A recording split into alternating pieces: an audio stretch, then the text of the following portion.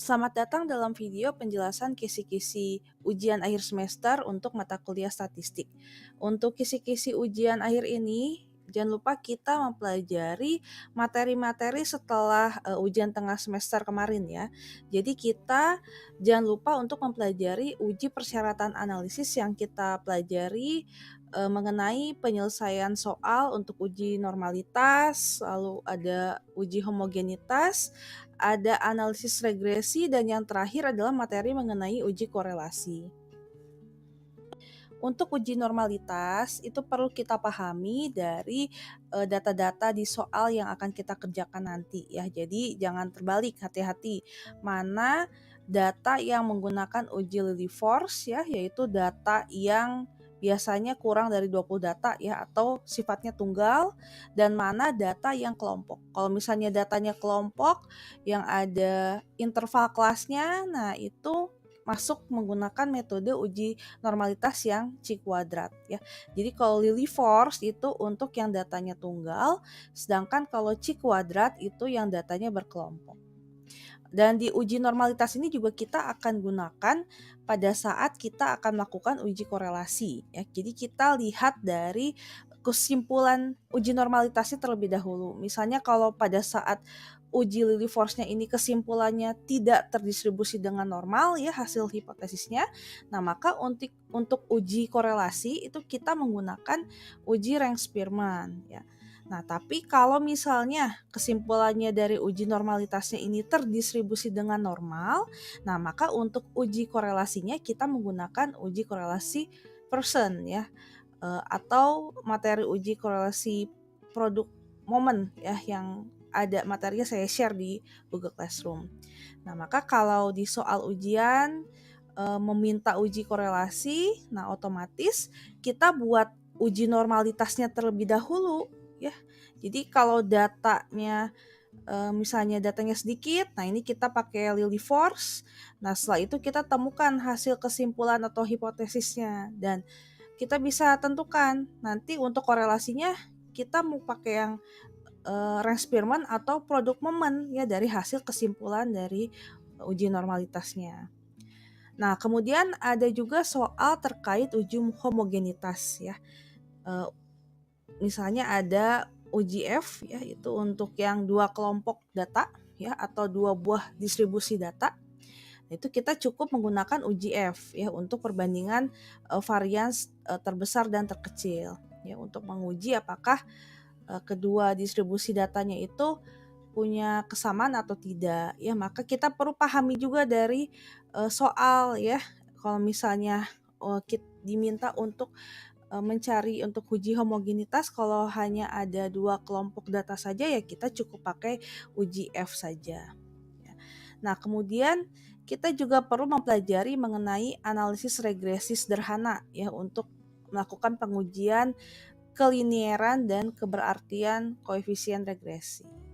Nah, baik, selanjutnya saya ingin memperlihatkan kembali bagaimana langkah-langkah untuk melakukan metode statistik untuk melakukan uji persyaratan analisis sebagai kisi-kisi ujian minggu depan ya. Jadi cukup kita lihat di sini untuk kisi-kisinya untuk mempermudah kita dalam menyelesaikan soal ya untuk ujian akhir semester.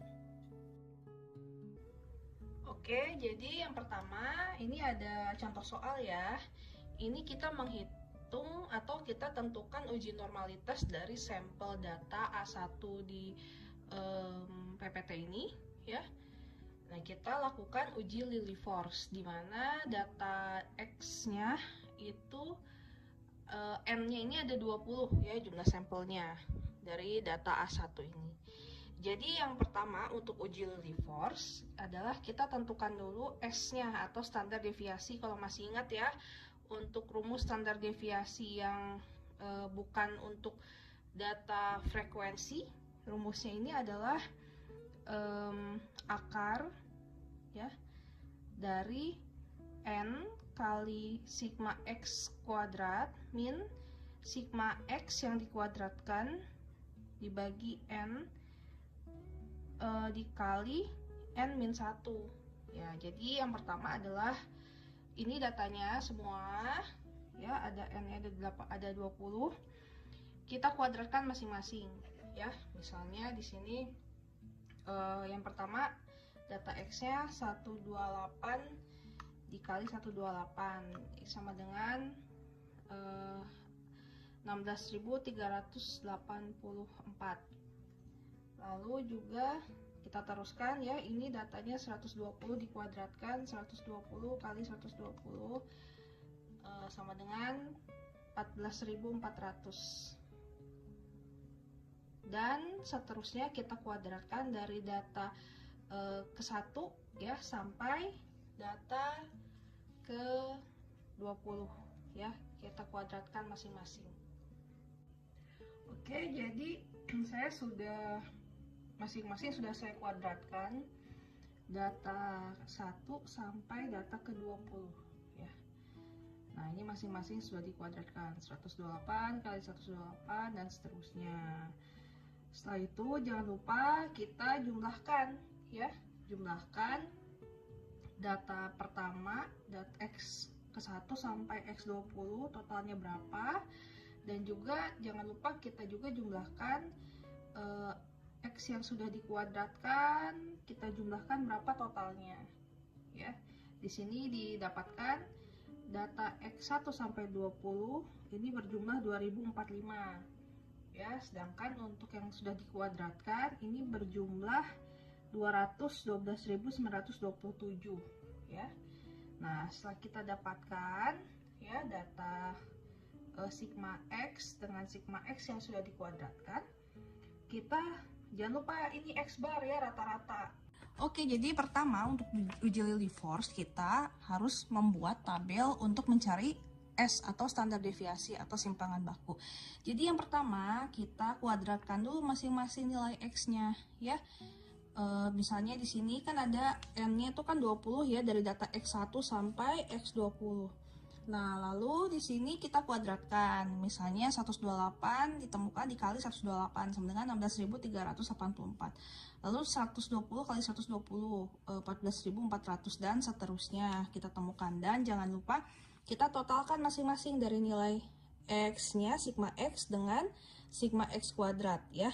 Nah, oke. Jadi kalau misalnya masih ingat ya rumus standar deviasi atau S yang data ini ya, data yang tidak berkelompok ya, dimana S ini sama dengan akar dari N ya dikali sigma X kuadrat min sigma X yang dikuadratkan dibagi N dikali N min 1.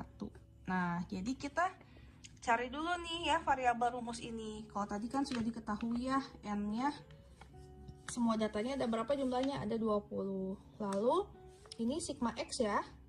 Sigma X-nya berapa? Sigma X-nya 2045. Karena di sini ada variabel untuk sigma X yang dikuadratkan, berarti di sini tinggal di pangkat 2 ya. Berarti 2045 di pangkat 2 sama dengan 4.180.2025. Ini untuk menjawab yang ini.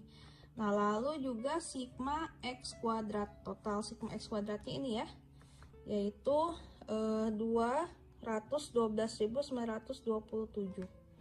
Oke, nah jadi di sini kita masukkan saja, tinggal masukkan ya akar ya, akar sama dengan M-nya kan 20 ya, 20 dikali sigma X kuadrat ini ya 212.927 min.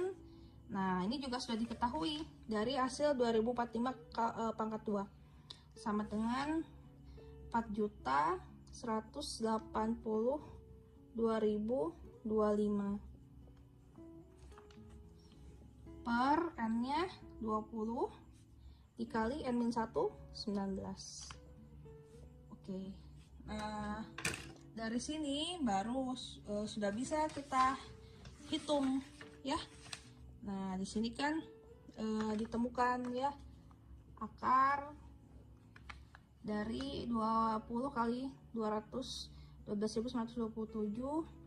adalah 4.258.540 min 180.2025 bagi 20 kali 19, 380. Nah, jadi sama dengan akar 76.515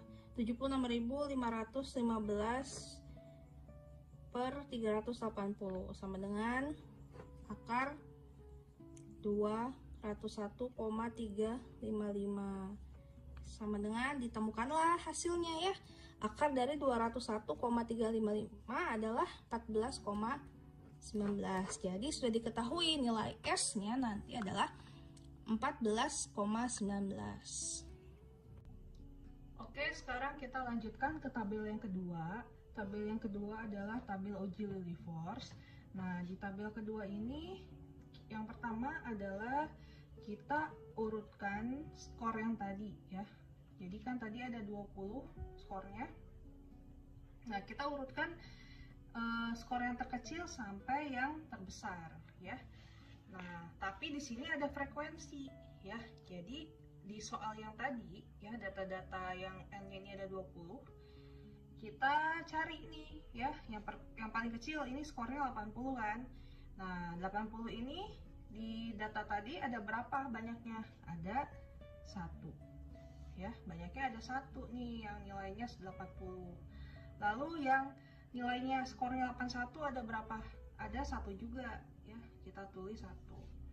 Nah, lalu untuk yang datanya yang skornya 85, ternyata tadi di data yang yang N-nya 20 tadi jumlahnya ada 2 yang nilainya 85 ya. Jadi F-nya adalah 2. Jadi tidak semua datanya ini masuk ya ke tabel force, karena kan tadi ada yang nilainya sama sebanyak 2, itu yang skornya 85. Jadi untuk tabel force ini tidak heran kalau skornya ini lebih sedikit dibandingkan tabel yang X tadi yang standar deviasi. Kita urutkan ya, 86 juga tadi ada 1 banyaknya, 90 juga tadi frekuensinya ada 1, 96 ada 1, 991, 131, 141. Nah, 105 tadi ada 2. Nah, jadi nanti dicari ya, banyaknya ada berapa nilai skornya. Oh, banyaknya ada 2 nih yang skornya 105. 107 juga ada 2, 114 ada 1 ya, 115 ada 2, lalu 120 juga ada 2, lalu 128 ada 1. Sehingga kalau dijumlahkan F-nya itu sama dengan N tadi ya, sigma F-nya sama dengan 20 gitu ya. Nah, lalu setelah itu, setelah kita dapatkan skornya diurutkan atau descending ya, lalu juga F-nya sudah didapatkan, lalu kita temukan frekuensi kumulatifnya ya. Nah, cara kita dapatkan untuk frekuensi kumulatif seperti pada saat membuat tabel distribusi frekuensi ya, kumulatif kurang dari. Nah, jadi kalau ini kan dimulai dengan 0 kan ya, 0 ditambah 1, 1, lalu 1 tambah 1, 2 ya kan, 2 tambah 2, 4 ya, 4 tambah 1, 5, dan seterusnya sampai terakhir. Yang terakhir sudah pasti jawabannya yang paling bawah 20 ya, seperti itu. Oke, jadi di sini saya sudah dapatkan nilai frekuensi kumulatifnya ya, yang kurang dari, sampai di sini terakhir 20. Karena kan tadi ya 0 tambah 1, 1, 1 tambah 1, 2, 2 tambah 2, 4, 4 tambah 1, 5, dan seterusnya. Nah, lalu selanjutnya kita temukan tadi nilai ZI ya. Tapi sebelumnya kan tadi di tabel yang pertama kan kita sudah dapatkan ya, rata-ratanya itu kan 102. Nah, ini kita catat dulu. Nilai X barnya kan 102,25 ya. Lalu nilai S-nya juga tadi sudah ditemukan ya, 14,19 kan. Nah, lalu di sini peneliti menentukan nilai toleransi, batas toleransinya 5% ya, atau di sini 0,05 kalau 0,5% kan. Nah, setelah itu baru nih kita mencari nilai distribusi normal ya, ZI ya. Jadi misalnya kita mau mencari Z yang pertama nih ya, kita mau mencari nilai ke pertama yang skornya 80. Nah, caranya adalah nilai XI-nya kan skornya 80 ya, dikurang X barnya ini kan sudah ditemukan 102,25 dibagi S-nya juga sudah kita temukan kan, adalah 14,19 ya. Nah, sehingga setelah kita dapatkan nilainya di sini adalah min 1,57. Nah, jadi nilai Z yang pertama, Z1 ini distribusi normal yang pertama, di sini kita tulis min 1,57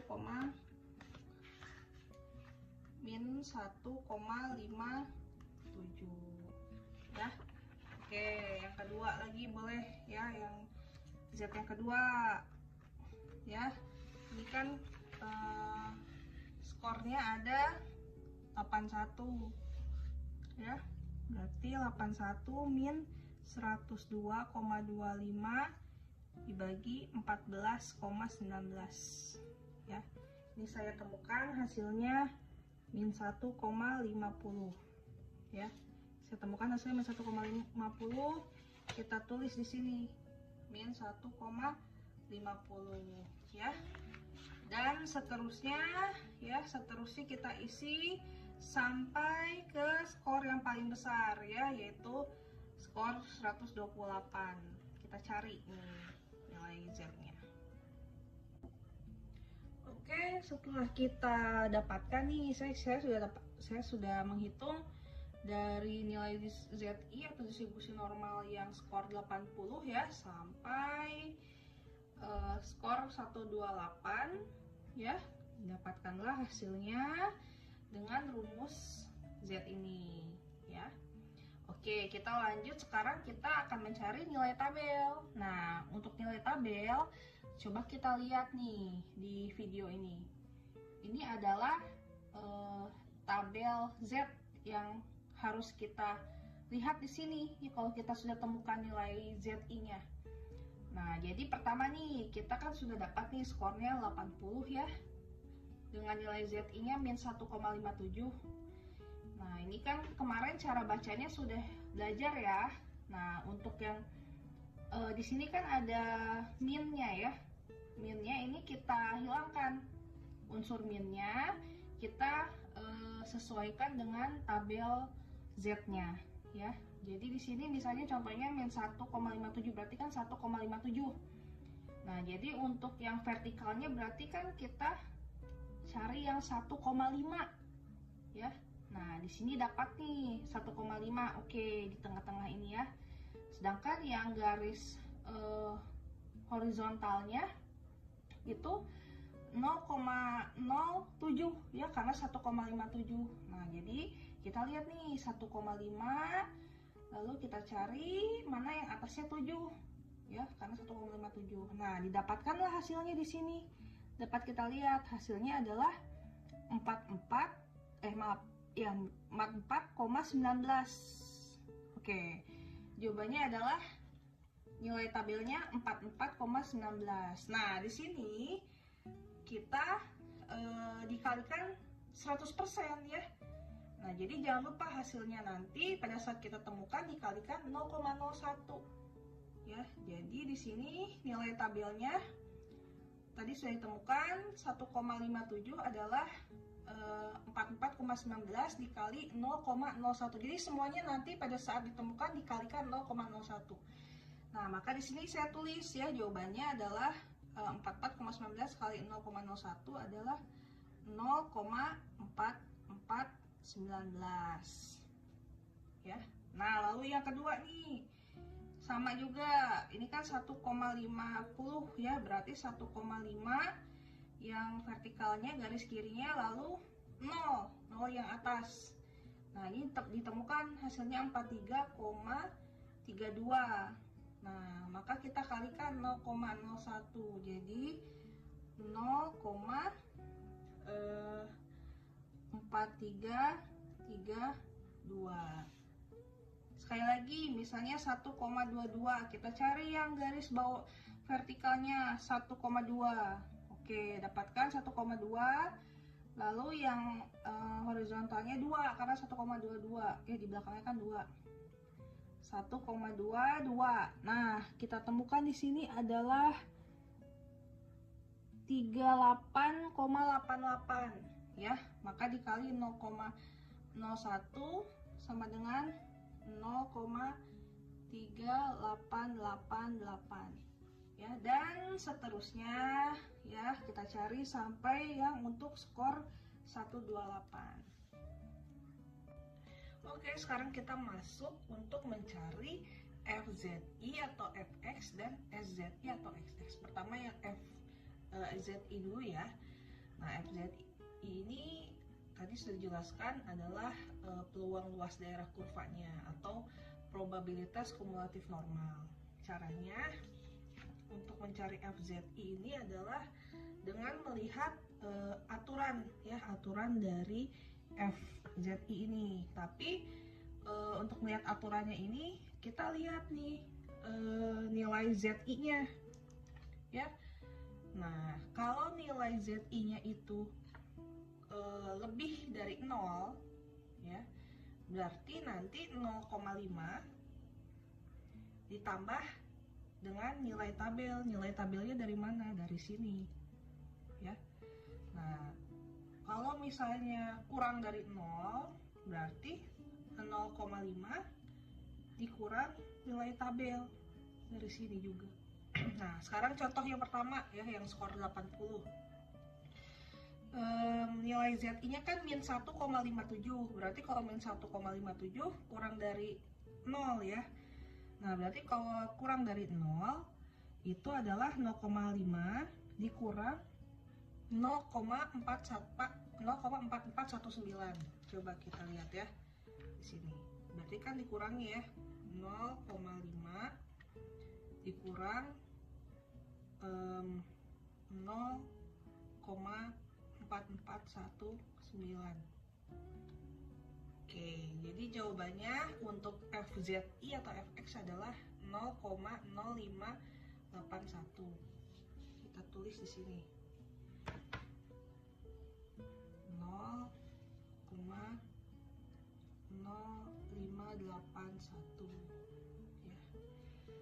Oke, yang kedua juga sama, dikurangi ya, 0,5 dikurangi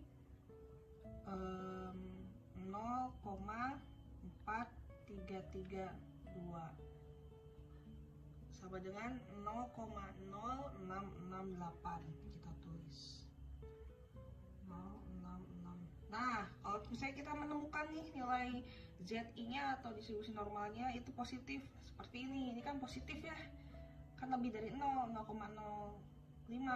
berarti 0,5 ditambah, kalau misalnya positif nilainya lebih besar dari 0 ditambah nilai tabelnya berapa, 0,0199.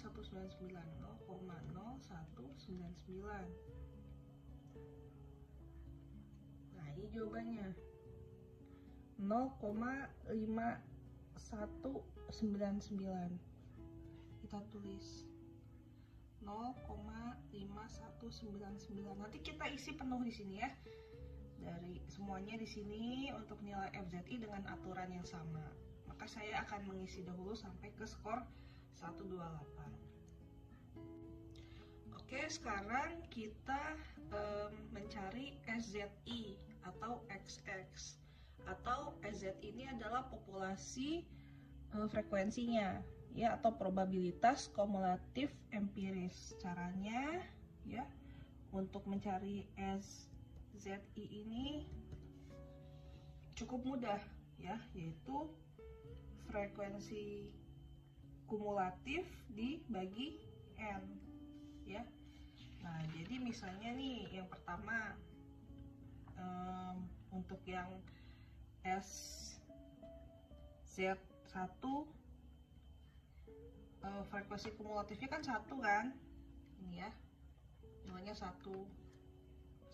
dibagi N nya kan ada 20 ya, jumlahnya kan ada 20 N nya ya, dibagi 20 sama dengan 0,05 ya. Kita tulis di sini 0,05. Lalu SZ kedua, kita lihat frekuensi kumulatifnya yang skor kedua kan 2 dibagi 20 ya, sama dengan 0,1. Kita tulis di sini 0,1 dan seterusnya ya, sampai ke bawah. Kita cari ini yang ketiga juga sama, frekuensi kumulatifnya 4 dibagi 20 kan berarti 0,2 ya. Seterusnya kita isi sampai skor 128. Baru kita selisihkan saja ya untuk mengisi tabel FZI min SZI. Jadi kita kurangkan saja FZI dikurang SZI ya. Jadi tadi ya, FZI dikurang SZI yang pertama nih ya, ini kan dapat nih hasilnya 0,0581 dikurang 0,05 ya, sama dengan jawabannya 0,0081. Tulis di sini 0,0081. Lalu FZ kedua dikurang SZ kedua, tinggal kurang saja, kurang saja, 0,0668 dikurang 0,1 sama dengan min ya, jawabannya ternyata min 0,0332. Kita tulis di sini min 0,0332 dan seterusnya kita isi sampai bawah sampai skor 128. Untuk selisih antara FZI min SZI semuanya sampai skor 128. Nah, lalu tabel yang kanan ini, yang paling kanan ini adalah kita positifkan semua ya, nilainya sama, tapi kita positifkan semuanya untuk yang tabel FZI min SZI tersebut. Nah, jadi kita lihat nih hasil akhirnya di tabel yang paling kanan ini, mana hasil yang paling tinggi ya. Nah, setelah kita masukkan semua nilainya, ternyata hasil yang tertinggi untuk LO-nya adalah 0,1249. Nah, jadi nilai inilah nanti yang akan dibandingkan dengan L tabel atau nilai kritis L untuk uji Lillie force-nya. Nah, jadi di sini ya, maka dapat kita lihat ya, untuk nilai N-nya kan 20 ya, semua datanya jumlahnya 20. Dan taraf nyatanya atau batas toleransinya kan dari peneliti 5%. Nah, kita lihat nih, dilihat di gambar ini ya, ini adalah tabel kritisnya. Kita lihat untuk ukuran sampelnya ada 20. Nah, dan alpanya itu adalah 0,05 karena 5% ya. Kita lihat ternyata hasilnya adalah untuk yang kita bandingkan dengan L tabel sebesar 0,19. Nah, 0,19 ya. Nah, jadi di sini kita bandingkan ya, dimana nilai LO-nya ternyata nilai LO-nya itu lebih kecil ya dari L tabel. ya, atau LO-nya kan 0,1249 itu lebih kecil dari 0,19 ya. Nah, dengan kesimpulan yang tadi, dimana kalau misalnya H0 itu adalah diterima, yaitu nilai LO-nya lebih kecil dari L tabel, atau H alternatif atau H1-nya yang diterima kalau ini dalam arti normal ya, normal. Kalau H1-nya itu tidak normal ya, karena L0-nya ini lebih besar dibanding L tabel, maka ya tadi diterima H0-nya ya, dalam arti data. Nah, ini kesimpulannya harus kita tulis. Data ternyata ya terdistribusi dengan normal, atau ini bisa dilanjutkan apabila kita mau uji untuk yang analisis parametrik tadi ya, parametris. Nah, jadi data ini terdistribusi dengan normal.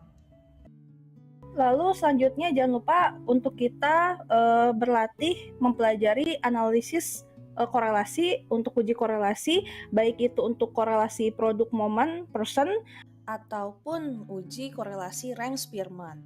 Nah, jadi nanti tolong bedakan kalau misalnya untuk analisis korelasi dengan produk momen person itu untuk yang data amatannya, hasil uji normalitasnya itu adalah terdistribusi dengan normal. Maka kita menggunakan rumus ini ya, yaitu dengan simbol R.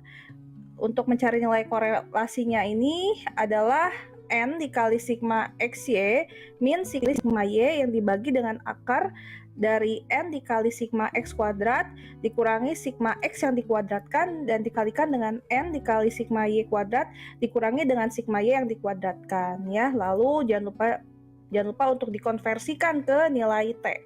Nah, selanjutnya adalah jangan lupa kita juga perlu mempelajari mengenai uji homogenitas ya. Seperti yang kita ketahui, kalau uji homogenitas itu ada dua macam di sini, ada uji F dan uji Bartlett ya. Jadi uji homogenitas ini adalah pengujian mengenai sama tidaknya variansi-variansi dua buah distribusi atau lebih ya. Jadi dalam uji persyaratan analisis itu kan tadi sudah disebutkan ya, ada uji normalitas dan ada juga uji homogenitas. Nah, uji homogenitas yang digunakan biasanya untuk uji asumsi atau syarat yang terdapat hipotesisnya. Apakah H0-nya itu diterima ya atau ditolak, itu berdasarkan kesimpulan yang kita tentukan sebelumnya. Nah, jadi kalau misalnya H0 itu biasanya penentuan kesimpulan yang kita tentukan ya, misalnya H0-nya itu diterima yang menyatakan data tersebut homogen ya atau memiliki kesamaan. Sedangkan kalau H1 atau H alternatif adalah alternatif di luar kesimpulan yang kita tentukan ya, misalnya H1 atau H alternatif ya atau HA itu adalah kesimpulannya data tidak homogen ya atau tidak seragam.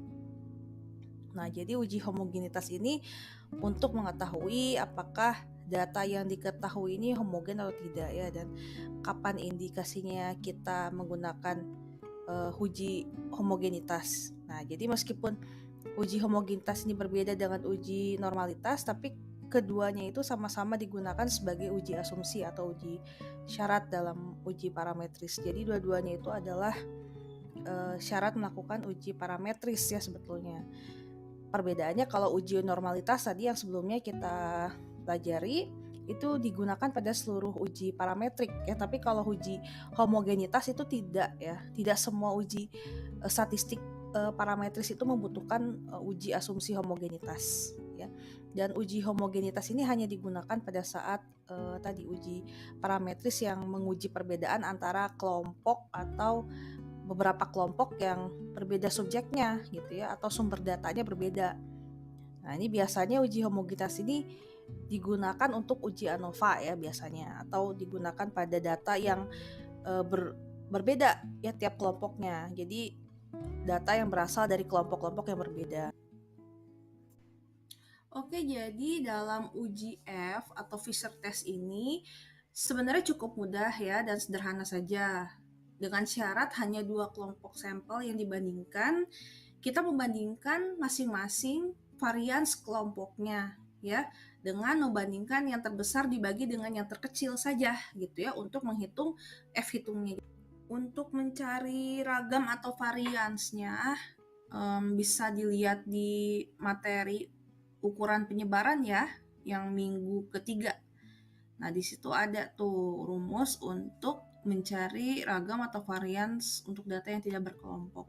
Jadi yang pertama kita hitung varians kelompok sampel yang pertama, dan yang kedua kita hitung varians kelompok sampel yang kedua. Kita cari mana yang terbesar ya.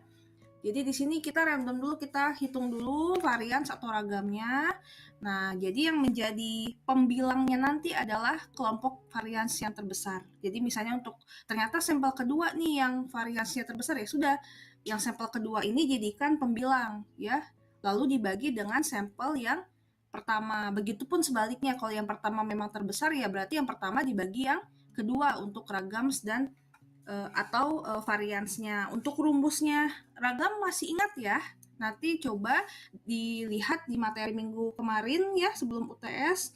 Untuk mencari ragam atau varians kan didapatkan dari nilai N yang dikali dengan sigma X kuadrat min sigma X yang dikuadratkan ya dibagi dengan N yang dikali N-1. Nah, setelah itu setelah kita tentukan setelah kita dapatkan F hitungnya, baru kita cari pembandingnya. Nah, pembandingnya ini disebut dengan F tabel. Nah, kalau kita lihat F tabelnya ini seperti ini, ya. Nah, jadi dalam F tabel itu yang horizontal merupakan V1 atau tadi pembilangnya, kelompok yang dijadikan pembilang, ya, atau varians atau ragam yang terbesar. Sedangkan V2 itu vertikalnya atau sebagai jumlah N yang varians atau ragamnya itu lebih kecil dibandingkan yang pembilang tadi. Nah, di sini kita harus mengetahui dari peneliti batas toleransi atau alfanya berapa persen ya. 1% atau 5%. Di sini ada pilihannya.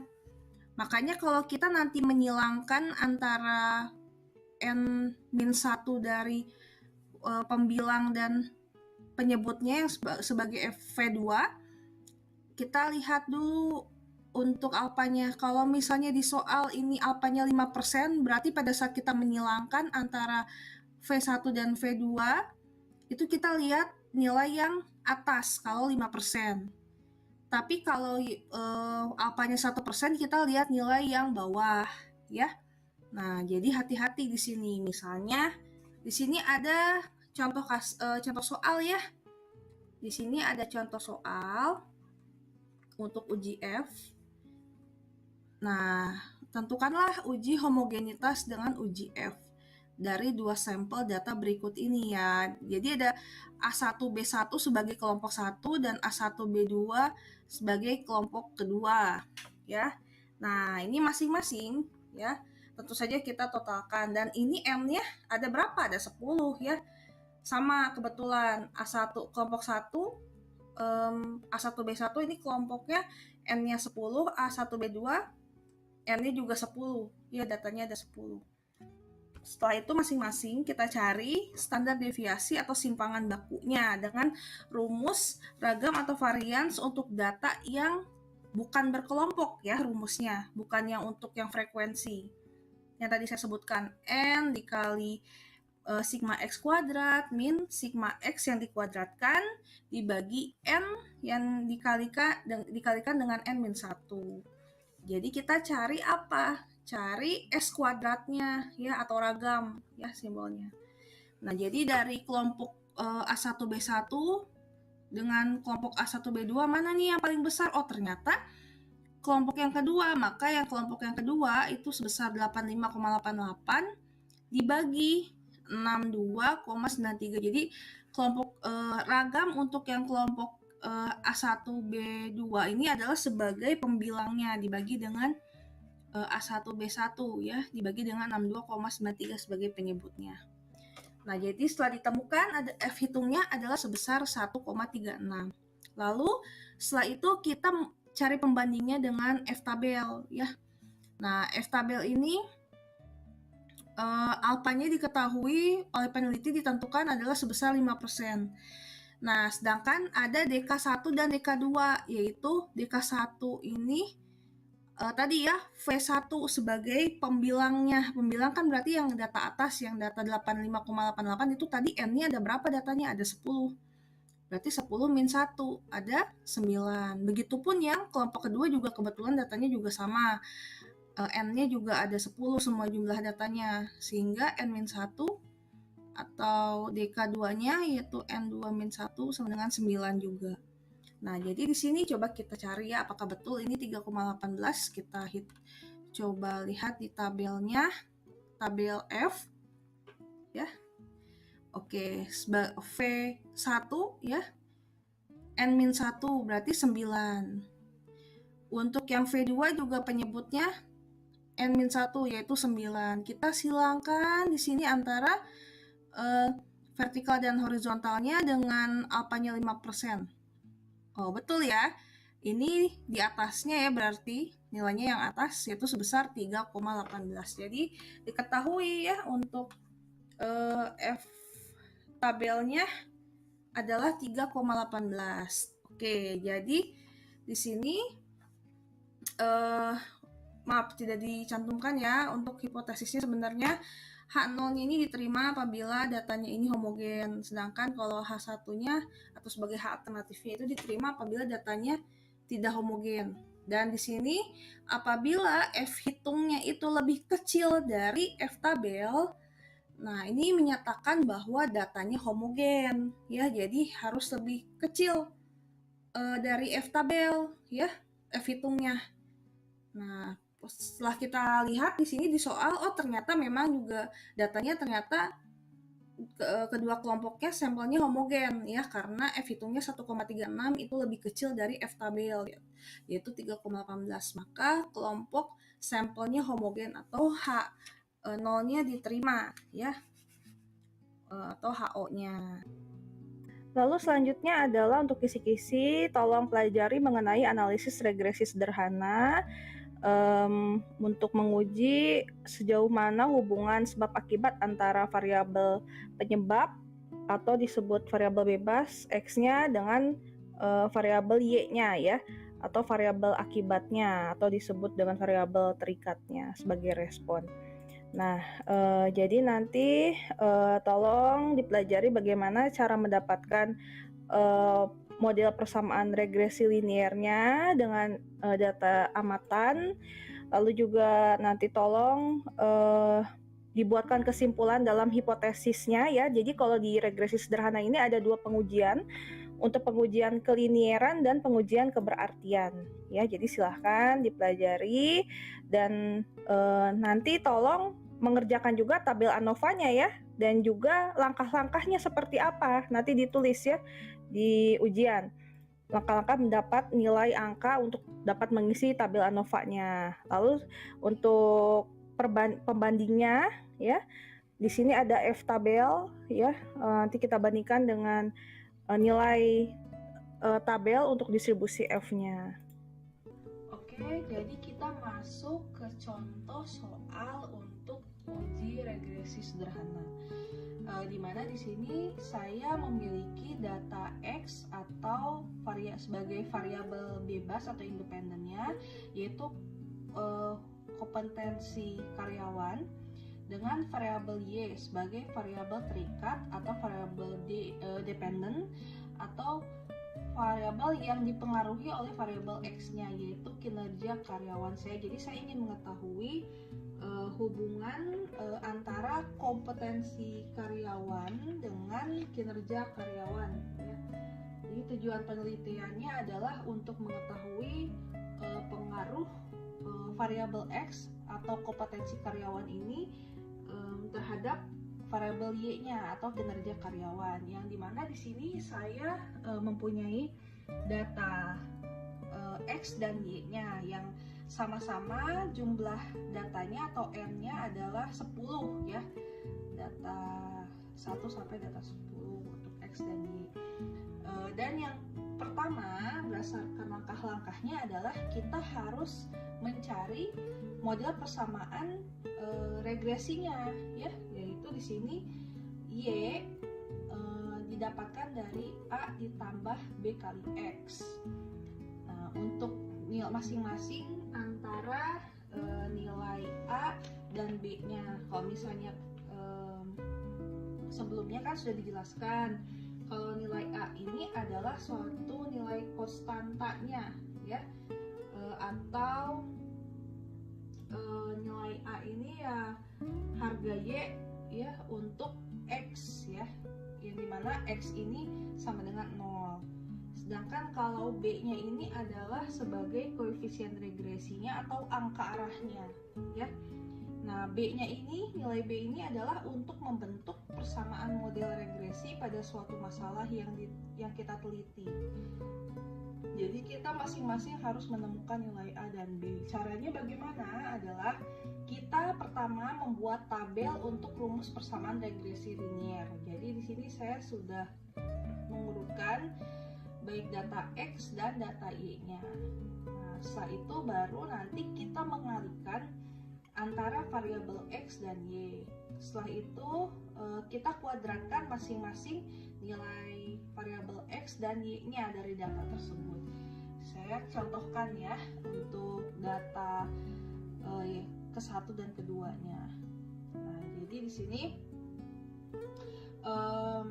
masing-masing ini X-nya ini memiliki Y, nilai Y-nya juga.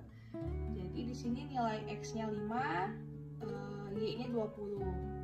Maka X kali Y, 5 dikali 20. Nah, ini berapa? Ya tinggal dikalikan saja, yaitu sama dengan 100. Ya, 5 dikali 20. Lalu ini masing-masing dikuadratkan. 5 kali 5, 25. Lalu 20 dikali 20 sama dengan 400. Ya. Begitupun yang kedua ya, data yang kedua juga sama. Untuk X kali Y, 6 dikali 22 itu sama dengan 132. Lalu masing-masing dikuadratkan. 6 kali 6, 36. Lalu 22 kali 22 adalah 484. Nah, ini akan saya isi seterusnya mulai dari data ketiga sampai data ke-10. Oke, jadi saya sudah mengalihkan lalu mengkuadratkan nilai X dan kuadratkan nilai Y masing-masing dari data ke-1 sampai data ke-10 ya.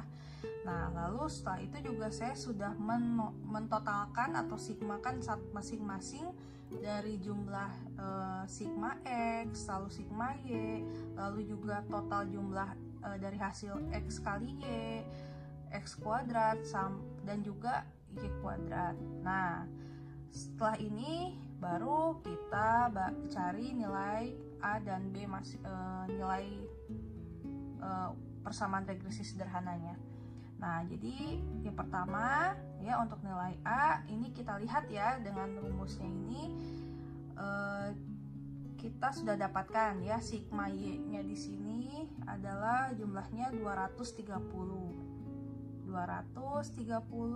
dikali dengan sigma X kuadrat.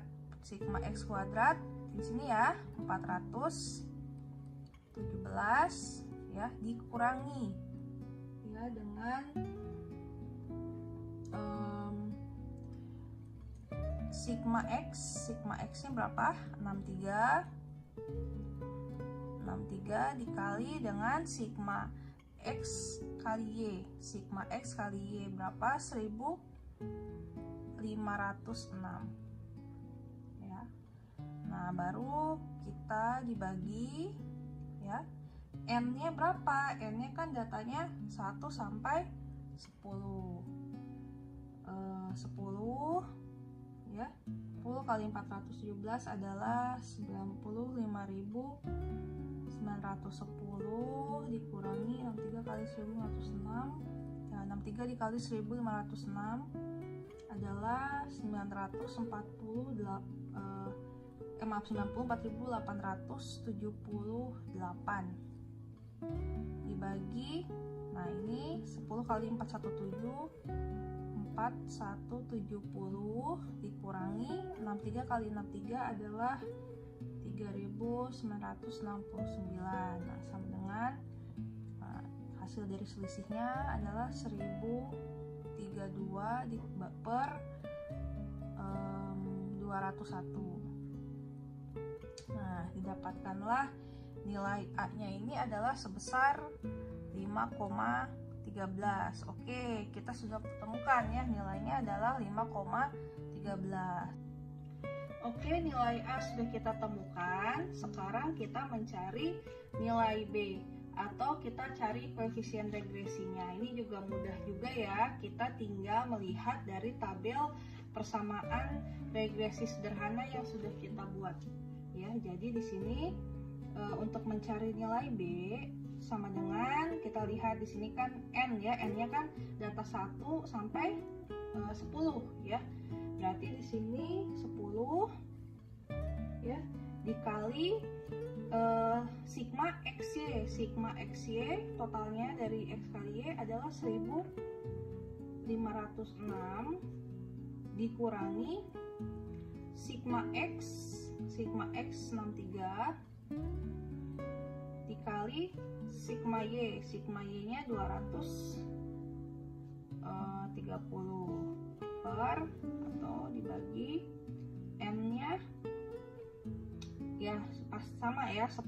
Ini sebenarnya bawahnya juga sama dengan nilai mencari A ya, 10 dikali sigma X kuadrat. Sigma X kuadrat 417 dikurangi sigma X yang dikuadratkan. Sigma X yang dikuadratkan berarti kan 63 ya, maaf ini ya, 63 dikali 63 ya. Nah, ini sambungan. Nah, ini juga sama, ini kita temukan ya, 10 kali 1506 15.060 min 63 kali 230 144 90 dibagi, nah ini juga sebenarnya sama dengan mencari A ya, dibagi 4.170 dikurangi 3.969. Nah, ini sambungan 570 dibagi 210. Nah, nilai B-nya sudah kita temukan ya, adalah 2,84 ya.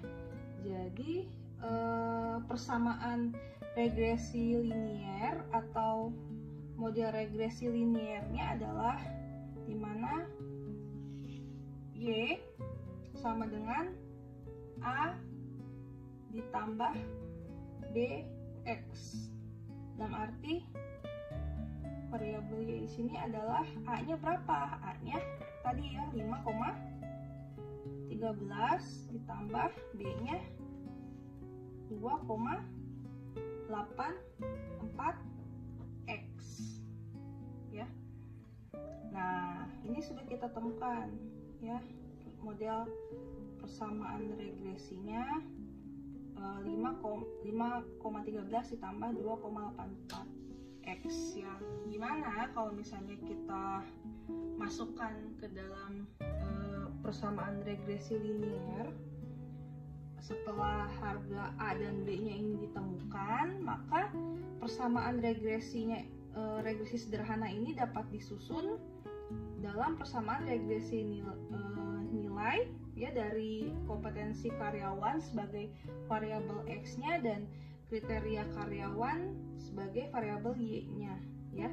Dan persamaan ini ya bisa digunakan untuk melakukan suatu peramalan atau ramalan ya, atau prediksi ya. Bagaimana suatu individu ini dalam dependennya akan terjadi bila individu independennya ini diterapkan, ya. Ya, tadi kembali lagi variabel Y-nya ini ya pasti dipengaruhi oleh variabel X-nya. Jadi kinerja karyawannya pasti dipengaruhi oleh kompetensi karyawannya. Oke, sekarang bagaimana kalau misalnya model regresi sederhana yang kita temukan ini kita buatkan grafiknya ya. Nah, di sini pertama adalah kita tentukan dulu harga dari Y-topi.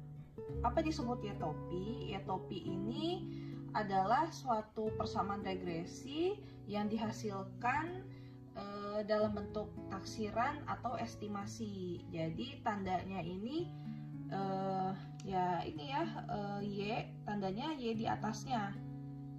Nah, Y-topi sama dengan A ditambah B kali X. Nah, jadi ini adalah yang disebut dengan Y-topi. Dan apa bedanya dengan Y biasa? Kalau misalnya Y-topi ini adalah yang dihasilkan dari berupa taksiran atau estimasi, sedangkan kalau Y biasa ya data-data dari variabel Y yang kita dapatkan sebagai hasil dari pengamatan populasi. Oke, jadi pertama-tama untuk membuat grafik ini, nah kita tentukan harga X. Nah, sebenarnya kan X-nya ini kan sudah kita dapatkan ya dari data. Kita urutkan masing-masing data yang terkecil sampai terbesarnya dan tidak perlu lebih dari satu, jadi yang mewakilkan saja. Di sini kan ada X-nya paling kecil 4, lalu 5, 6, 7, 8, dan 9. Yang paling besar kan 9. Maka di sini kita tentukan harga dari X tersebut untuk menemukan Y-topinya atau variabel regresi dari taksirannya. Nah, ini didapatkan dari, misalnya contohnya di sini kan yang terkecil variabel X-nya 4 ya. Nah, jadi untuk harganya X 4. Nah, ini mendapatkan Y-topi dari persamaan model regresi yang sebelumnya kita lakukan ya. Dari model regresi A ditambah BX. A-nya kan sudah kita temukan 5,13 ditambah B-nya ini 2,84 ya sebelumnya. Nah, X-nya ini ya variabel X-nya, data variabel X. Nah, jadi ini tinggal kita kalikan saja sebetulnya. Kalau misalnya X-nya 4 dari data ini ya, 5,13 ditambah 2,84 dikali 4. Nah, ditemukanlah hasilnya 16,49. Lalu setelah 4 kan kita temukan lagi 5 ya. Nah, 5 juga sama ya. Dengan rumus model regresinya 5,13 ditambah 2,84 dikali 5 dan seterusnya sampai ke data nilai variabel X yang paling besar ya, 9. Di sini kan ada ya 9. Oke. Setelah kita temukan masing-masing X-nya dengan Y-topinya ya, baru kita rata-ratakan ya. Nah, rata-rata dari X dan rata-rata dari Y. Rata-rata dari X ini ya dari data X-nya ya, data variabel X. 4 ditambah 5 tambah 6, 7 tambah 8 tambah 9 dibagi 6 karena ada 6 datanya. Nah, ini temukanlah hasilnya 6,5. Sedangkan rata-rata dari Y-nya ini ya tadi penjumlahan ya. Dari 16,49 ditambah 19,33 ditambah 22,17 dan seterusnya, maka ditemukanlah hasilnya 23,59. Oke, jadi semuanya sudah kita dapatkan ya. Oke, sekarang bagaimana cara kita untuk membuat kurvanya atau grafiknya ini sendiri? Yang pertama adalah kita membuat sumbu X dan Y-nya. Kalau X-nya ini adalah data-data X yang di sini horizontal ya, sedangkan kalau data Y-nya, nah ini kan data Y ya, nah ini vertikal ya. Jadi di sini bisa diperkirakan sebenarnya. Ini saya sudah buat ya, nanti bisa saya jelaskan bagaimana membuatnya. Kalau data X ya, kita lihat saja dari sini ya data-datanya. Nah, data-datanya misalnya kita perkirakan saja. Ini kan paling kecil 4 dan paling besar 9 gitu ya. Nah, ini saya bikin titik datanya dari 1 sampai 15. Lalu untuk yang vertikal juga karena ini cukup banyak ya. Nah, ini yang paling kecil kan 16,49 dan paling besar adalah 30,69. Makanya di sini saya paling besar ya nilai datanya ini adalah 31. Oke. Nah, jadi yang pertama adalah yang seperti sudah kita dapatkan ya, untuk model regresinya ini kan A ditambah BX. A-nya adalah 5,13 dan B-nya ini adalah 2,84. Maka di sini kita tentukan dulu di mana titiknya ya. Nah, kalau misalnya titik A-nya ini adalah titik yang berada di garis vertikal. Nah, sedangkan kalau yang B itu yang ada di horizontal. Jadi di sini saya sudah tandakan ya. Nah, untuk yang A ini kan 5,13, maka ya di sini kita cari ya 5,13. Lalu juga yang B-nya juga saya sudah dapatkan 2,84 ya di sini kira-kira ya 2,84. Maka di sini ya untuk titik antara nilai A dan B-nya di grafik ya antara 5,13 dan 2,84. Nah, ini nanti bisa jadi perkiraan pada saat kita membuat garis untuk arah garis persamaan regresi A tambah BX-nya gitu ya. Arah garis persamaan 5,13 ditambah 2,84. Jadi bisa dimulai dari sini nanti ya pada saat kita menarik garisnya. Tapi sebelum itu ya kita hubungkan dulu titik antara X dan Y-nya. Ya ini mudah saja ya. Misalnya diawali dengan ini kan nilai X-nya 4. Oke, kita beri titik di sini 4. Ya, lalu kita cari nilai Y topinya yang dari hasil X4 ini ya. Nah, ini kan Y topinya 16,49. Nah, maka saya juga memberikan titik di garis vertikal mencari data 16,49. Nah, kita perkirakan ya 16,5 ya. Nah, jadi di sini kita menghubungkan antara titik X dan Y ya. Titik-titik ini tersebut ya nanti yang data untuk harga tadi membantu kita dalam menemukan titik X dan Y-nya ya. Nah, tadi kan contohnya untuk harga X-nya 4 dan Y-nya 16,49. Lalu yang kedua kan ini ada X-nya 5 ya.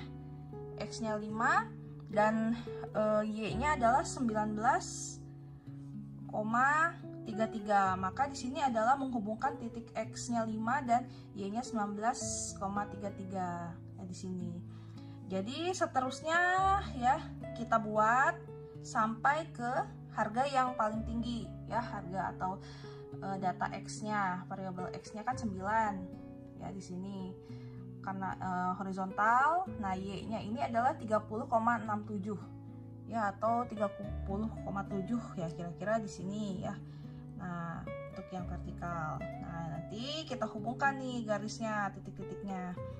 Nah, lalu jangan lupa garis yang tebal ini adalah menghubungkan antara X rata-rata dengan Y rata-ratanya. Kan tadi sudah kita temukan ya, X rata-ratanya kan 6,5. Maka di sini ya saya tentukan titiknya 6,5 dengan Y-nya adalah 23,59. Maka diperkirakan ya di sini saya tentukan titiknya, lalu nanti menghubungkan garisnya. Nah, jadi yang tebal ini menunjukkan titik data rata-ratanya. Dari sini baru bisa kita buat garis linier ya, garis persamaan regresinya. Dimulai dari titik 5,13 ini ya sampai menuju ke atas ya. Nah, di sini ya. Oke. Nah, jadi di sini kita sudah membuat garis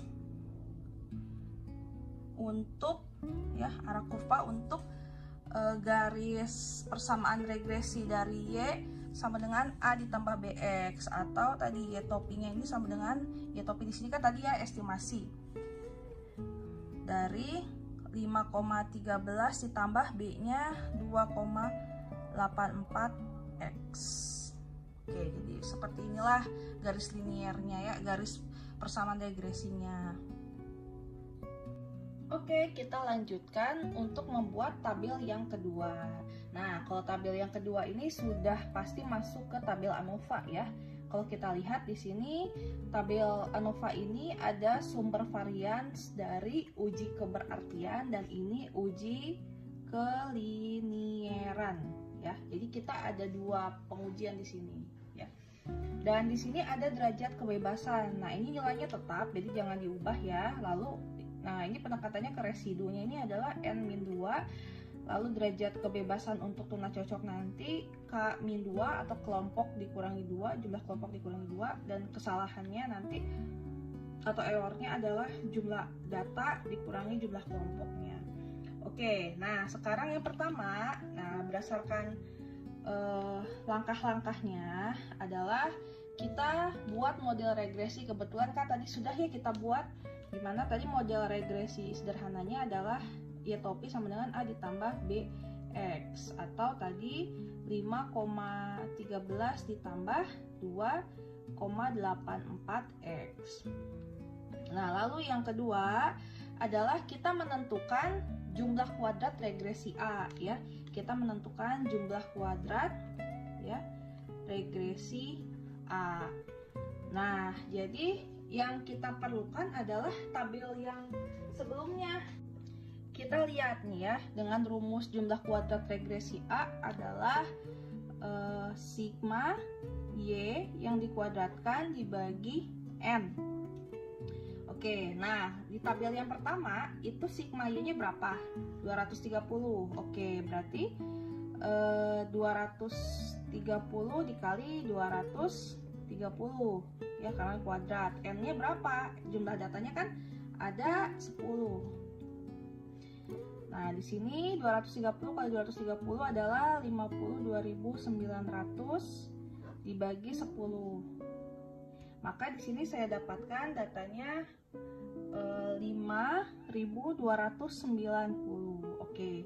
Nah, ini kita sudah dapatkan. Nah, ini kita masukkan ya ke tabel keberartian yang regresi A untuk jumlah kuadrat atau JK 5.290 ya.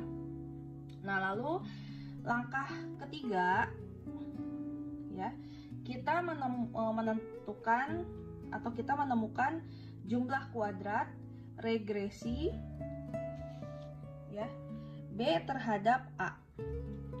Rumusnya apa? Rumusnya tadi kan sebelumnya sudah ya, B dikali sigma dari X kali Y dikurang sigma X dikali sigma Y dibagi N. Nah, ini sama dengan ini. Nilai B ini dapat dari mana? Dari yang model regresi. Nilai B-nya kan 2,84 ya. Dikali sigma XY. Oke, kita lihat tabel pertama. Sigma XY ini adalah ini ya, 1506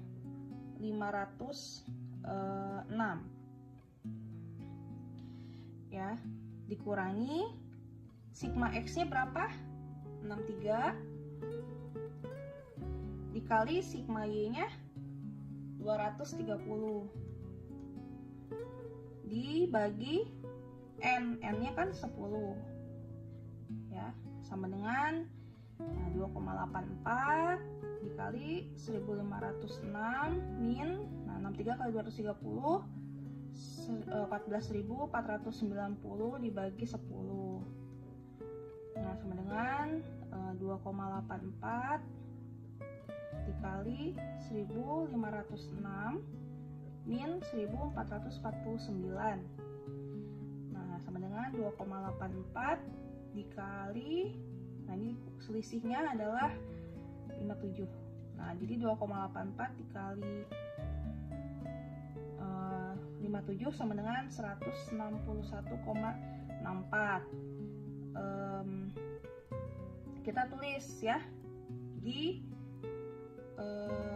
tabel jumlah kuadrat untuk regresi B terhadap A, 161,64 ya.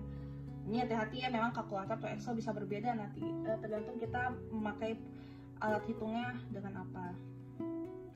Lalu Yang keempat adalah kita menemukan jumlah kuadrat residu ya. Nah, residu. Nah, ini dapatkan dari sigma Y kuadrat dikurangi jumlah kuadrat dari regresi B terhadap A dikurangi jumlah kuadrat regresi A. Nah, kan tadi sudah ditemukan ya. Nah, untuk yang hasil jumlah kuadrat sigma Y kuadrat totalnya adalah, nah ini ya, 5468 dikurangi JK jumlah kuadrat regresi B terhadap A ini 161,64 dikurangi JK regresi A ini ya 5290. Nah, didapatkanlah hasilnya 16,36. Nah, ini hasilnya kita masukkan ya ke jumlah kuadrat residunya, yaitu 16,36.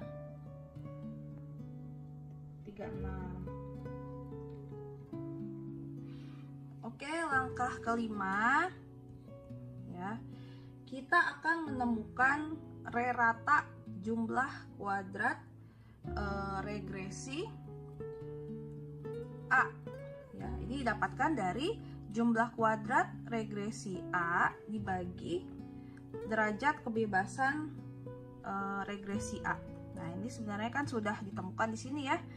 Nah, dimana di sini jumlah kuadrat regresi A-nya kan 5290.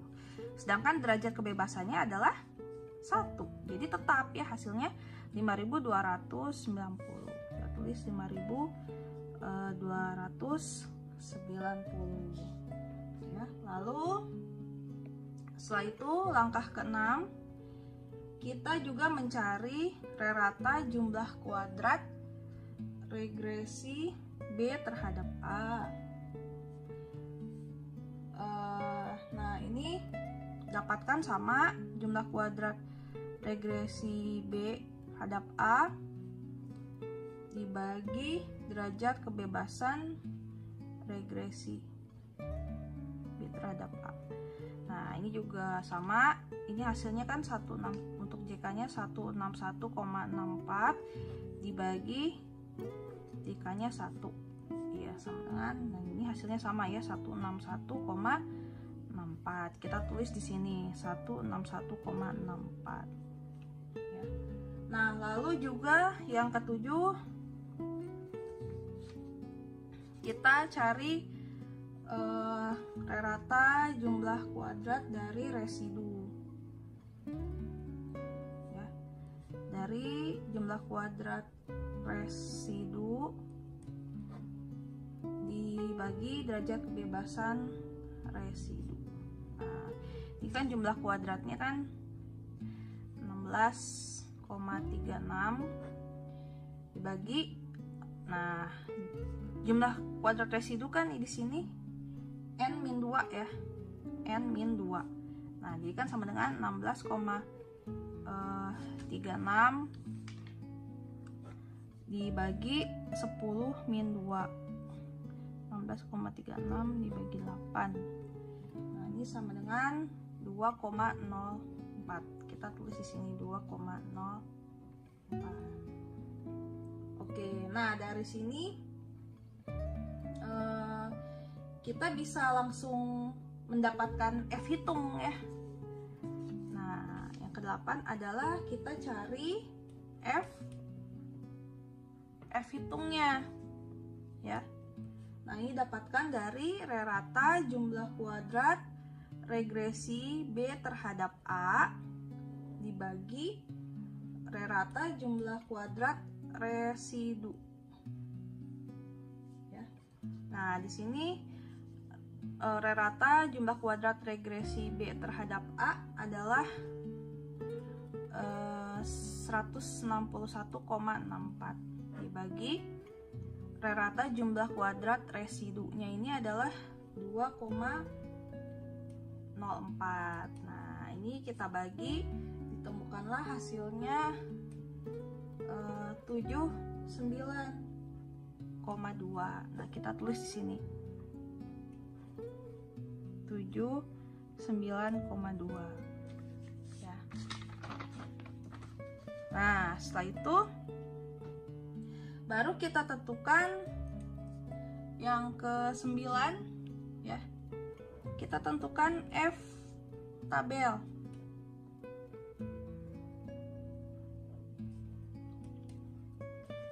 Nah, jadi F tabelnya ini didapatkan dari F. Kita tentukan berapa alfanya. Di sini diceritakan alfanya adalah sebesar 5%. Alfa, lalu ada derajat kebebasan 1 dan ada derajat kebebasan 2.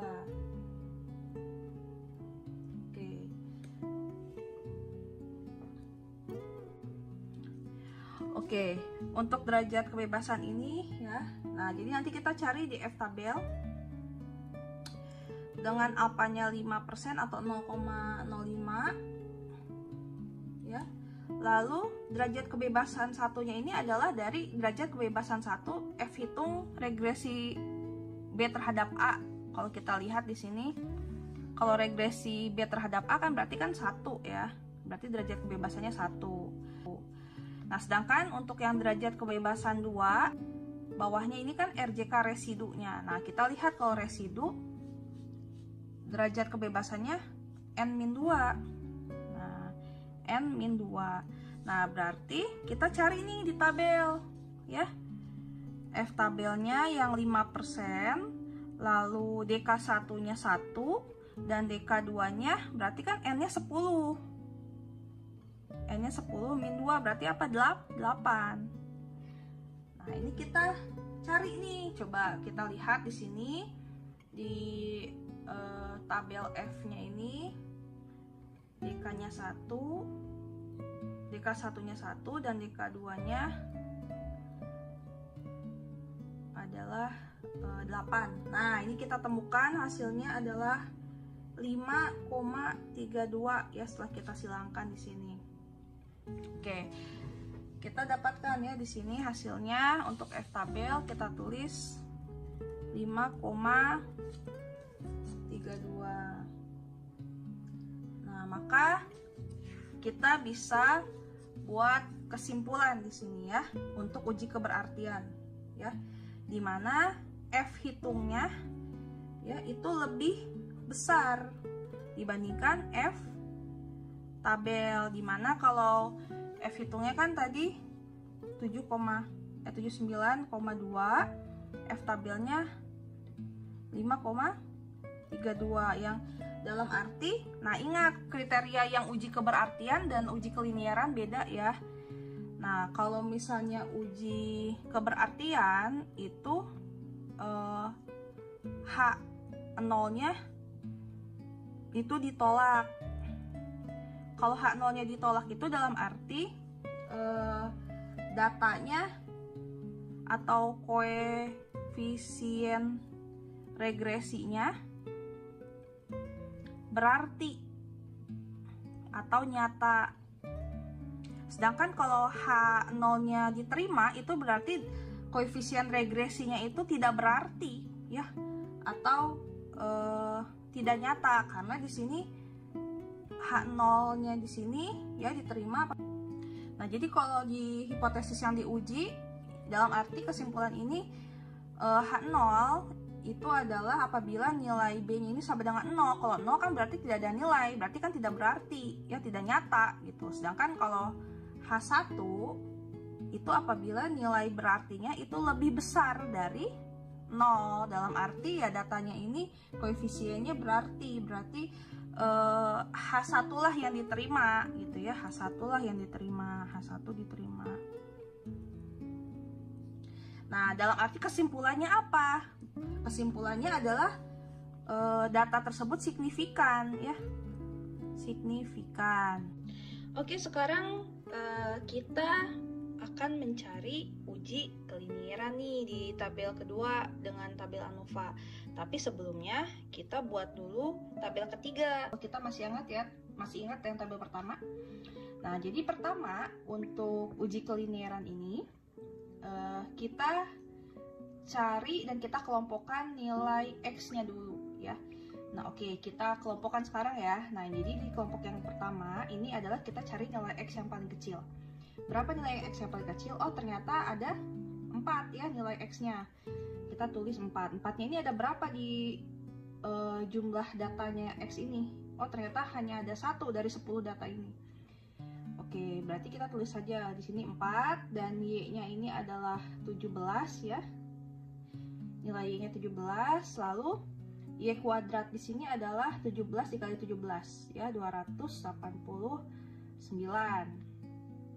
Ya, lalu di sini ada sigma Y.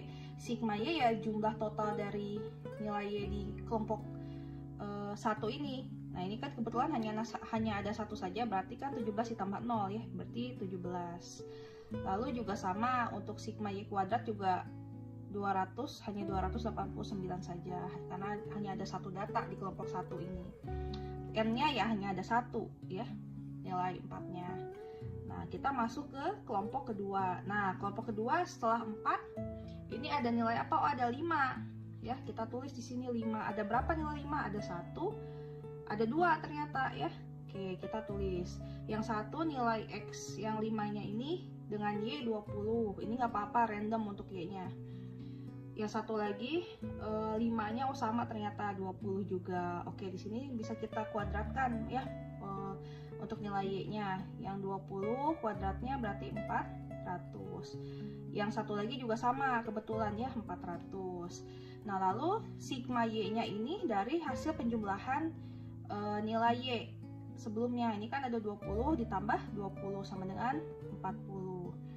Sigma Y kuadrat juga sama, total dari Y kuadrat ini di kelompok 2 ada 400 ditambah 400 yaitu 800. Dan N-nya ini datanya ada berapa? Ada 2. Oke, masuk ke kelompok 3. Nah, yang kelompok 3 setelah 5, oh ternyata ada nilai 6 di X-nya. Ada 1, ada 2, ada 3. Wah, cukup banyak ya, ada 3 nih nilai 6-nya. Yang 1 nilai X6-nya, Y-nya ini 22. 1 lagi 20. Nah, 1 lagi 23. Oke, Y kuadratnya 22 kali 22 yaitu 484. Yang 1 lagi 20 kuadratnya 400. 1 lagi 23 kuadratnya 529. Nah, sigma untuk Y-nya ini dari sini ya.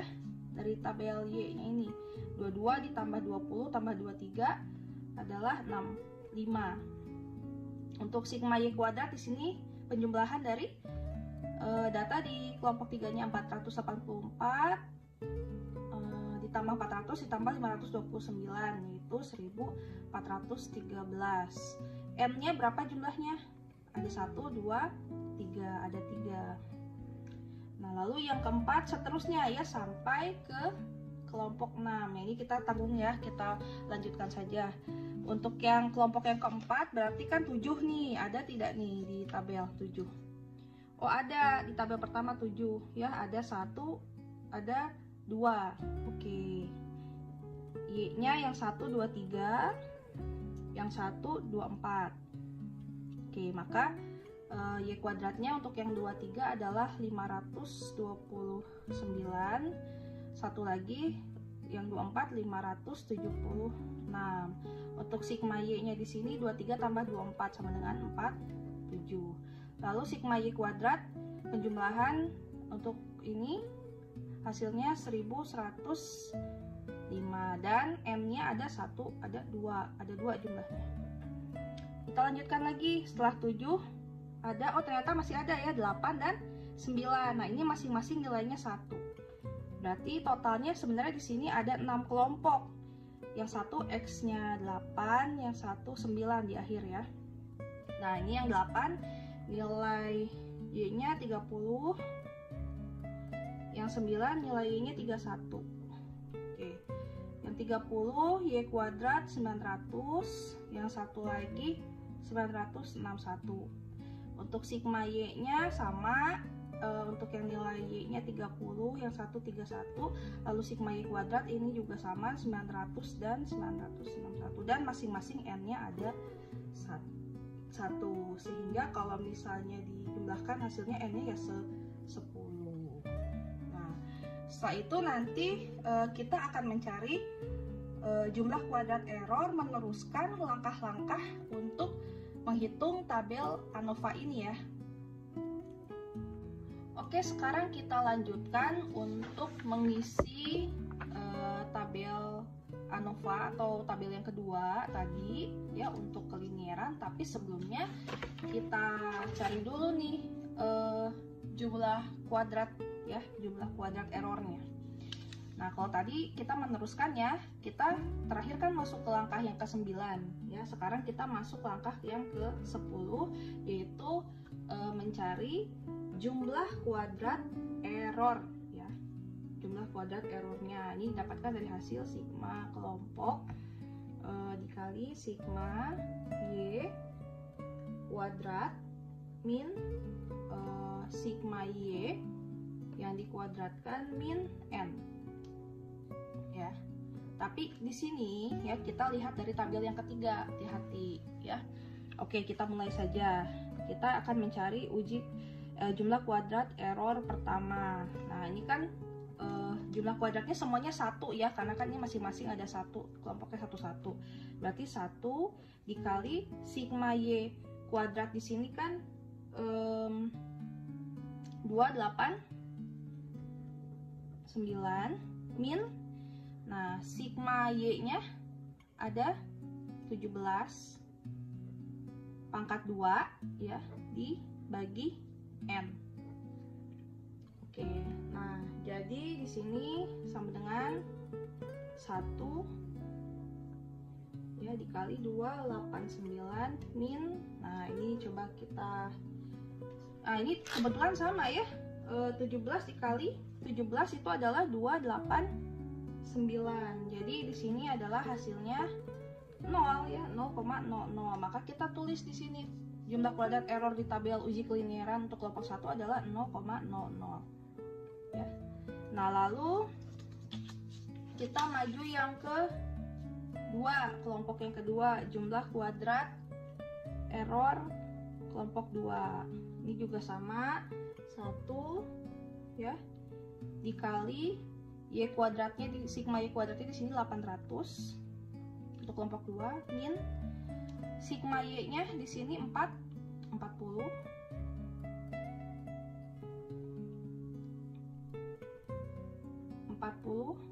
pangkat 2 ya. Nah, N-nya beda dengan kelompok 1. N-nya di sini ada 2 ya. Nah, sehingga ini kalau misalnya dikurangi juga ternyata hasilnya juga sama ya, 0 ya.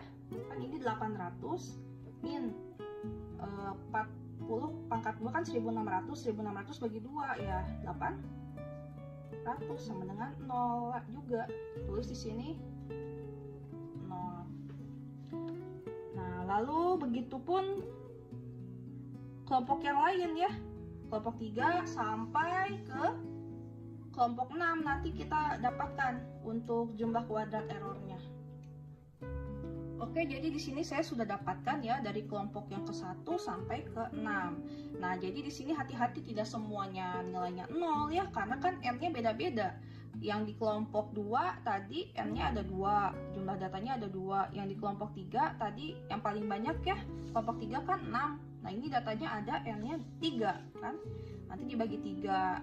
Nah, ini juga sama, kelompok 4 ada 2, yang kelompok yang kelima dan keenam ada 1. Jadi di sini nanti hasilnya kita masukkan ke jumlah kuadrat error uji kelinieran ya. Yang kelompok 3 tadi sudah saya dapatkan nilainya 4,67. Lalu kelompok yang keempat itu 0,50, yang kelompok kelima 0 ya, dan kelompok ke-6 juga sama 0. Nah, sehingga setelah saya jumlahkan ya secara keseluruhan ya nilainya, nah Nah, kita jumlahkan nilainya ya dari kelompok 1 sampai kelompok ke-6. 0 ditambah 0 tambah 4,67 tambah 0,50 tambah 0 tambah 0, ya didapatkanlah hasilnya 5,17. Nah, maka hasil dari total dari jumlah kuadrat error ini ya, yang sama dengan 5,17, saya masukkan ke tabel kedua atau tabel ANOVA-nya. Nah, tabel yang kedua ini, tadi jumlah kuadrat errornya adalah, tadi ditotalkan ya, keseluruhannya ada 5,17. Nah, ya kita tulis di sini untuk jumlah kuadrat kesalahan atau errornya adalah 5,17 ya. Nah, lalu setelah itu kita lanjutkan lagi, tidak sampai situ.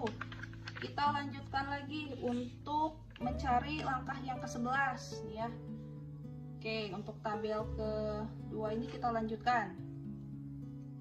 Langkah ke-11 ya adalah kita tentukan jumlah kuadrat tuna cocok.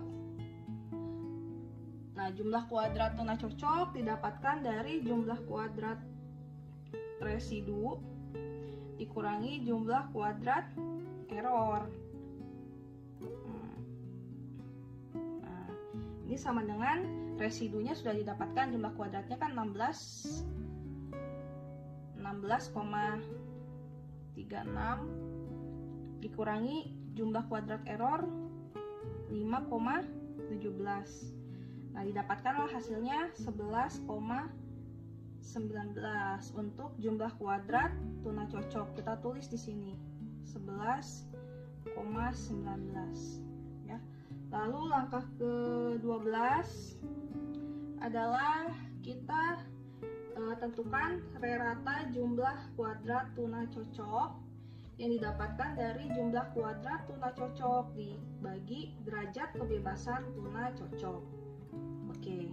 Nah, jumlah kuadrat tuna cocok tadi adalah 11,19 dibagi, nah derajat kebebasan tuna cocoknya kan kelompok. Nah, tadi kelompok ketiga, tabel ketiga ya, kelompok dikurangi 2. Nah, 11,19 tadi di tabel ketiga ada berapa kelompoknya?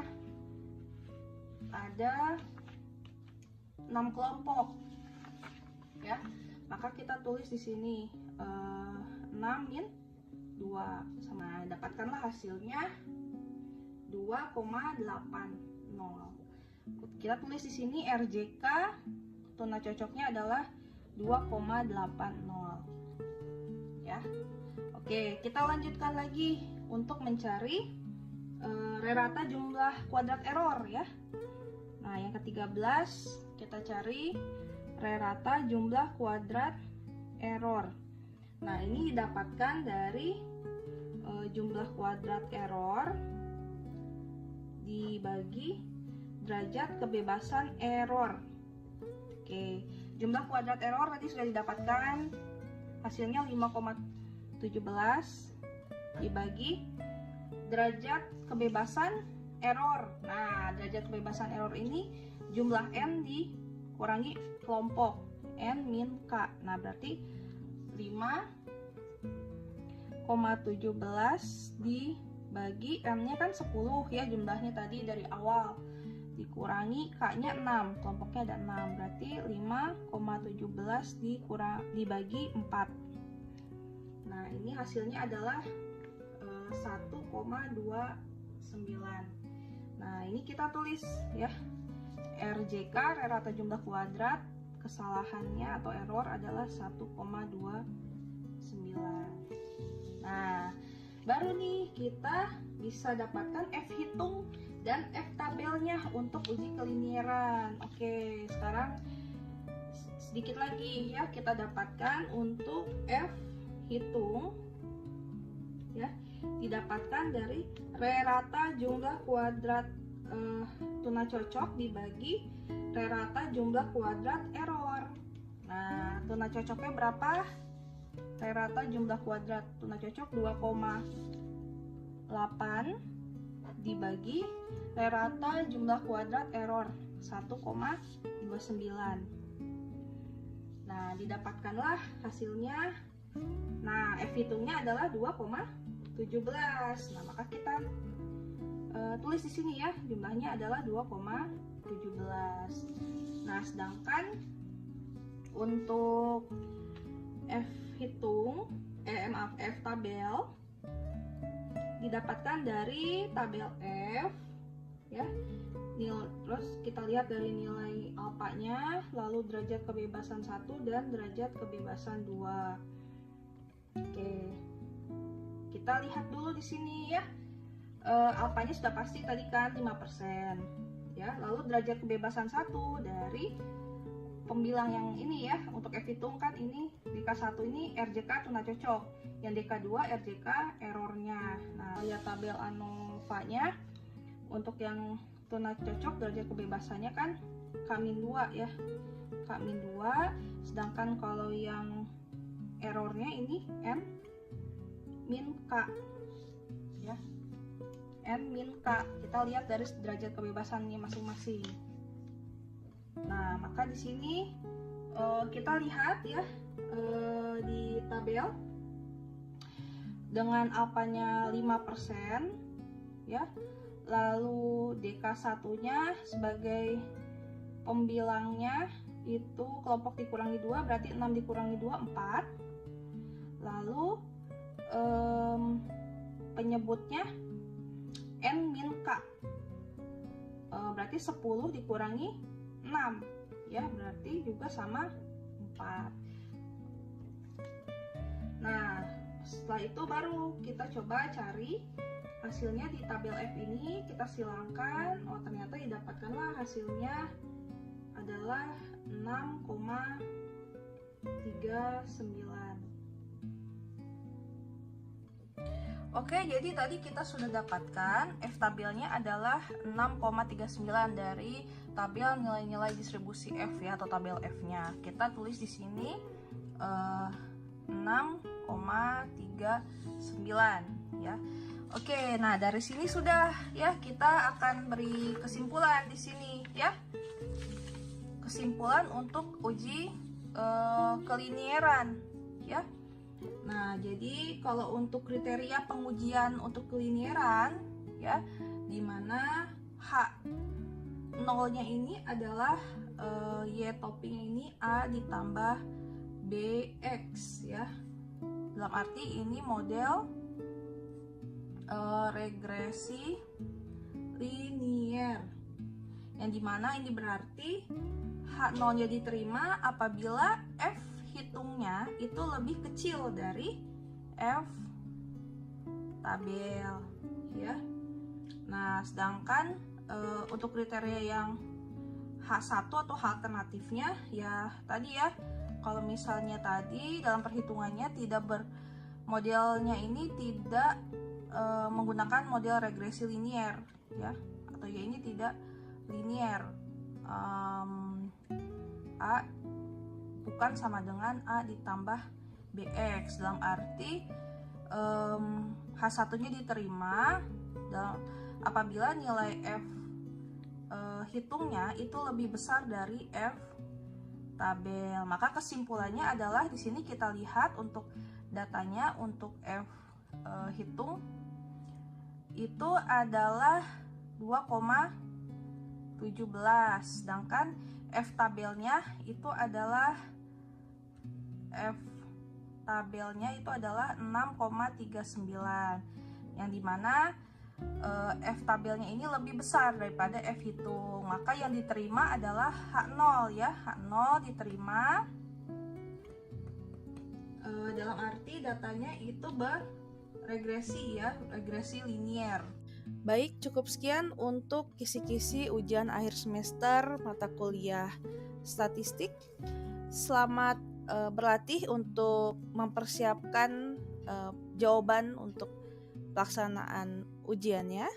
Dan untuk persiapan ujian jangan lupa untuk membawa catatan masing-masing ya, atau misalnya boleh membawa print ya, print materi yang berhubungan dengan kisi-kisi yang saya sampaikan ini, lalu juga membawa kalkulator untuk masing-masing mahasiswa, alat tulis termasuk penggaris juga ya, lalu membawa potretan ya untuk menghitung juga boleh ya, atau untuk sekedar coret-coret untuk perhitungan metodenya.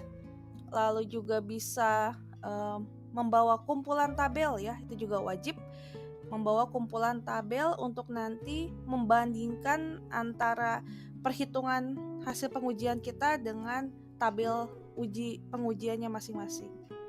Baik, terima kasih dan semoga lancar ya pada saat hari H pelaksanaan ujian akhir semesternya.